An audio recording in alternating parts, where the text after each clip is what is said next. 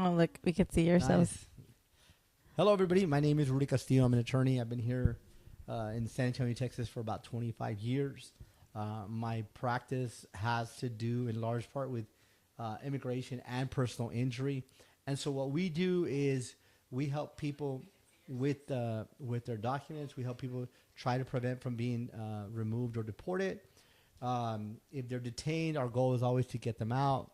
If we cannot get them out, then we make a plan B and try to situate or facilitate a situation where they're not detained for a prolonged period, perhaps get a voluntary departure, and then maybe finalize whatever the battle is in their country. For example, if someone's detained, they're pending a 9130. We'll do consular processing for them, and then they can finish immigrating and finalizing their green card in their home country. So this is all stuff that's happening now every day. People are being detained left and right, and so we do get a lot of calls on people that are being detained or how can we get our green card and that kind of thing. So I'm blessed to be here today. This is my 25th year in practice.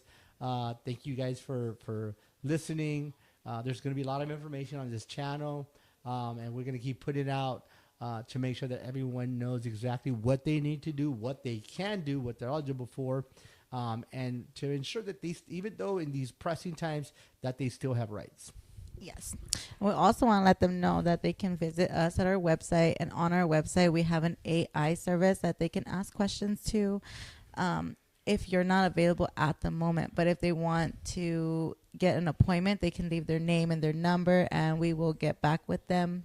We'll give them a call from our office personally, and then you can talk to them at that point as well. Definitely. We have various streams of communication. What we want to do is make sure that we get the latest, most recent information out to them.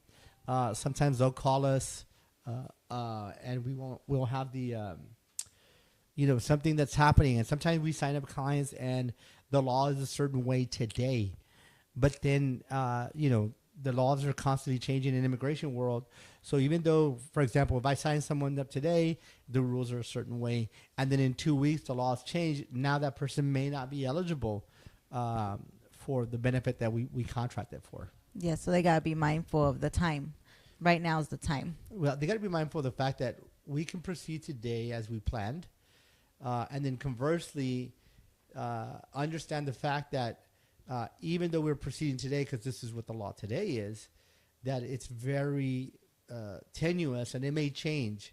And so it's important for people to have that understanding that, it's important to file as soon as you can for whatever benefits are available, because if they're not available, if they're available now, but they may not be available next week or 2 weeks or a month once we actually start cooking the case. And if they did come in and that was available 2 weeks ago, so they signed up 2 weeks ago, now they come in 3 weeks later, it's not available, what happens then? We look for something else for them to do? Right, then we look for a plan B. I always try to do the primary plan and then a plan B, because sometimes that dissolves it. That's not always the case. We haven't had a lot of that, but I need people to be mindful of the fact that this could actually happen, and that we need to be aware that immigration laws are changing on a daily basis, that we need to make sure that we're up to date on whatever's happening. And so that's why it's very important to stay informed. Here we designate a case manager that's specific to your case. That will always be your point of contact. We have attorneys that are specifically designated to your case, but typically the paralegal or the case manager will be able to handle those questions. So what you are saying is that you yourself personally are not always the attorney assigned to them. No, I'm always the attorney assigned to them. Okay. Right. I'm always the lead dog, but I have other people. Of course, I can't. You have other attorneys here. I have other attorneys. I have paralegals. I have legal assistants. I have secretaries, receptions. I have a bunch of stuff, but I can't fill out every application or go to every court appearance, or I can't go to every U.S. citizenship interview and so forth. But you do have great attorneys here that will assist you with those things. We do have great attorneys. We have great case managers. We have typically very good client communication. Sometimes they get lost in the mix because they've moved or their case has been pending so long. applications have been filed and so forth. And sometimes those applications take 2, 3, 4, or 5 years, and then they move 2 or 3 times, and then they don't get a notice. So it's important, not just for my firm, but any firm that you're dealing with. If you have not contacted them, or they have not contacted you in some time, you have applications pending, it's very important that you contact them, see what the status of those applications are, because like I said, the benefit that you applied for back then may not be available today. So it's important for them to stay in contact, for them to keep in mind that if they move, to get updated addresses, phone numbers, email addresses, just so we can be in contact with them, and as well that we know the situation. Exactly. And what we do now is we don't just send a physical letter. We send emails and we send text through our desktops. So it's like if you're texting via phone, hey, this is the last thing that we need. Or if you want to submit documents, you can literally just take a picture and text it to us. That will automatically get uploaded into your file, and then we can process the case just like that. Yes, so contact is important all the time. Yeah, I agree. Yeah. So one of the most prevalent issues that we're having now are that people are being detained. And I really want to communicate to the people that even though you're being detained, that's not the end of the road. One of the things that the officials try to do is they try to use a high pressure tactic where they tell them, you need to just sign and you need to go because that's the quickest way. If not, you're going to be locked up for 4, 6, 8 months, whatever it is. And that's not typically the case. Once an attorney comes in, then there's other things that we can do, either to finalize the process for you, to seek remedies. Sometimes they're eligible for a bond, then we try to get a bond for them. Although right now the laws are against people typically, because now they have everybody who didn't come in legally has to be detained. But there's habeas corpus petitions that we can do with the federal court. There's other things that we can do to make sure that we're trying to provide the best service for these people. Sometimes people get impatient. One of the tactics that we use is the delay tactic, because sometimes it's better to delay the case, prolong the case, because some of these cases are not as strong as they can be. Some asylum cases that we have, or cancellation and removal, where we have to prove extreme, unusual, and exceptional hardship. So those cases are better sometimes if they're just pushed back continually until perhaps they get married to a citizen, their son turns 21, or another positive change in their immigration status can happen, and then we can do something better than we initially contracted for, which is typically deportation defense. That's why it's always good to go ahead and have an attorney on your side, because there's more things that you are aware of in the law than us regular people out here. Yeah. So like, what specifically do you think is important for what's like an important issue that you hear out there in the community that people want to know about? Right now, it's more like I just know that a lot of people don't want to be out here driving because they don't want to get pulled over. Mm-hmm. And that's like their biggest main concern. Like, I don't want to drive to you because I'm scared I might get pulled over. Yeah, I mean, people can drive typically. I don't have a lot of problem with the people driving. Here's what's happening, and we all have to understand that certain types of vehicles are being targeted. Which is what type of vehicles are getting pulled Trucks over? that have materials in the back. Materials. They have a tow bed. They have a camper. They have something. Yeah. Those are the workers, guys. And the landscaping companies are getting pulled over. Anybody that looks like they have day laborers or contract workers with them typically I call it driving while brown. They're gonna that's a new thing. Over. Yeah, they'll pull you over they'll say that, your tail light was bad, or you didn't brake properly, or you're 5 miles over the limit. None of that a lot of times is not true. And that's just a pretext for them to detain you and then investigate whoever's in the vehicle. And the important thing, Samantha, is that these people understand what their rights are. Yeah. Do they have to show, or should they be carrying a certain paper or document with them as they are driving? Well, I mean, if you have a license, obviously you have your license. This is a lot for the passengers, because a lot of times the passengers don't have status because they're son obreros, es la mano de labor. Ellos hacen el trabajo pesado. Y típicamente lo que les digo es que carguen su pasaporte si lo tienen, ¿verdad? No quiero que lo muestren. But if you have, like, for example, you have an application pending, a green card pending, if you have approved TPS, if you have a court date pending, or you have an employment authorization, all of those documents should be carried. You're supposed to carry those documents anyway, and it shouldn't be just in case, right? Before all this was happening with President Trump's administration and the new laws and regulations that he brought in, you know, these people are responsible to carry that. Their green card, you're supposed to have that with them all the time. People don't want to because they don't want to hurt, they don't want to damage Lose it. Yeah, they don't want to lose it.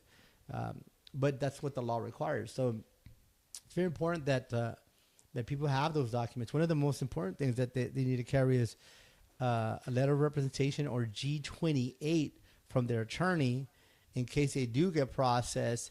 That's already in play, and we can have that. And that'll tell them, don't deport me. I have an attorney. There's more to it, but really that's one of the most important documents. Most important, because it shows who their attorney is. Okay. Oh, we got some questions over here on. All right, we have a question here from somebody. If there's an interview for an I-45 or naturalization case, what is the best way to prepare for this? The best way to prepare for it is to contact an attorney. Because that attorney is going to give you specific guidance. Let me tell you what's happening, guys. So if you're filing for citizenship, what they're going to do is they're not going to just see if you're eligible for citizenship today. They're going to go back and look at the history of your case, and they're going to see, did this person legally become a legal resident? So they're not only looking at your citizenship, but they're also looking at how you got your green card. And if you didn't get it correctly, then they're going to move to try to take that green card away. They'll put you in removal proceedings. So it's important that we vet these cases. I've had several cases where people go to a notario, or people are self-petitioning for an N-400, and sometimes it does not turn out very well. So it is important that if you don't contact Rudy Castillo, El Jefe, contact an attorney, someone with experience that understands the details of what's happening in these cases. I agree. There's another question over on Facebook. I think it is. What's the biggest mistake people make during a traffic stop and can hurt their case later? So I think one of the mistakes people make is they admit not being a citizen immediately. I tell them, you have a right to remain silent. Use it. You have a Fifth Amendment right to say nothing. You have, you know, they can ask you for your name and your ID. You can give them that. But if they say, are you a U.S. citizen? I don't answer questions. Where were you born? I don't answer questions. Now, what's going to happen? They're probably going to call ICE, and they're going to come and detain you anyway. I figured that out. But I want them to work to detain you. I want them to do what their burden. Their burden is to prove that you're not a citizen. And then you can be placed in removal proceedings. But as soon as you pull out a Mexican passport and show it to them, you've already admitted, I'm not a U.S. citizen. As soon as you say, I don't have legal status, I'm not a U.S. citizen, you're going to get detained. Remember, most of these are traffic stops, and the police themselves don't have the right to detain you. Once you make those admissions, typically right now we're having a lot of state troopers that are detaining people. So you guys have to be aware of that. And so when a state trooper or a police officer pulls you over, answer the question. Don't give too much information. Only give what's required, which is your name, your date of birth. If you have a license, give them that. But don't go telling them I'm not a citizen. Oh, you got me, or anything like that, because that's something that happens a lot. And it's something that makes them call ICE faster than for them to. Yeah, they may not even call ICE unless you yourself tell them I'm not a citizen. But state troopers are known to work hand in hand right now. There's a project that Governor Abbott, which I'm not a friend of or fond of, is pushing for the state troopers to work hand in hand with immigration to detain people. Once a state trooper pulls you over, it doesn't matter what the reason is, they'll call ICE or DHS, and then they'll come and try to get you. Okay, so we're watching out for state troopers out here. Mm-hmm. Anything else that you'd like to go over before we go ahead and close this out for the day? No, I want to remind everyone that we have rights, guys, and even in these hard times where a lot of people being detained, or they're getting denied on green cards or citizenship or whatever. Remember, there are rights, processes, and appeals, and we have a right to do all of that. But if we just say, okay, well, ya me voy por vencido, I'm not even going to do anything, then you've already lost the game. And I tell people that, man, if you're here already, you're in the United States, make your best effort to stay in the United States while you're here, number one. Number two, if you do get deported or voluntarily removed or whatever, then it's up to us as attorneys to try to make that the best consequence that you could have, so that you can eventually finalize your green card in your home country. Is it a long time? Yes. But it's a lot faster if we do certain things than you just sign what's called an auto deportation. I self-deport, and then they say, we're going to give you $1,000. And I laugh at that because I don't know how or when they're going to give you these $1,000. And then they say, and then you can come back in legally. And that's not true. So it's important for people to be informed, understand, and that if you sign your auto deportation, self-deport, you have a punishment of 10 years before you can even apply again. So it's important that people are informed, that they know the laws, they know the rules, that if they're not talking to Rudy Castillo as the attorney, to talk to another attorney and make sure you get well informed before something bad happens to you. Yes. Well, before we go, there's another question over on YouTube. Which is, it says, what are the specific potential challenges, risks, or red flags in a case when someone has overstayed criminal history, etc.? Yeah, okay, so let's talk about that real quick before we close out. Red flags typically are if you have a previous deportation, a previous voluntary removal, a previous administrative removal, a previous exclusion order. Those are all different types of mechanisms which government uses to put you out.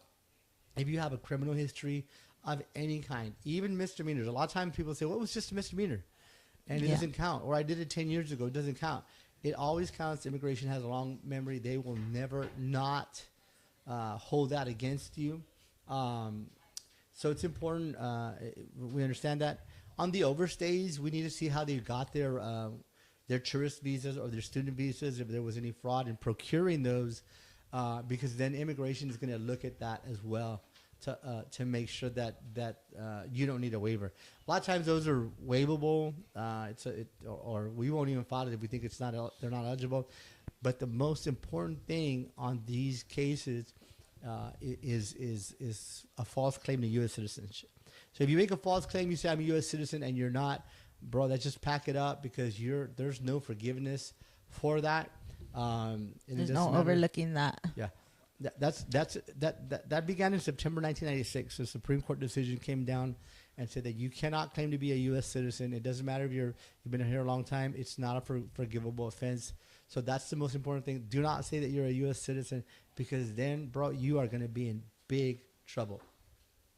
Okay, well, don't forget to visit our website, the Law Office of Rudy Castillo. Our number is 210-777-1111, and we're here to answer all your questions and set your appointments. Thank you.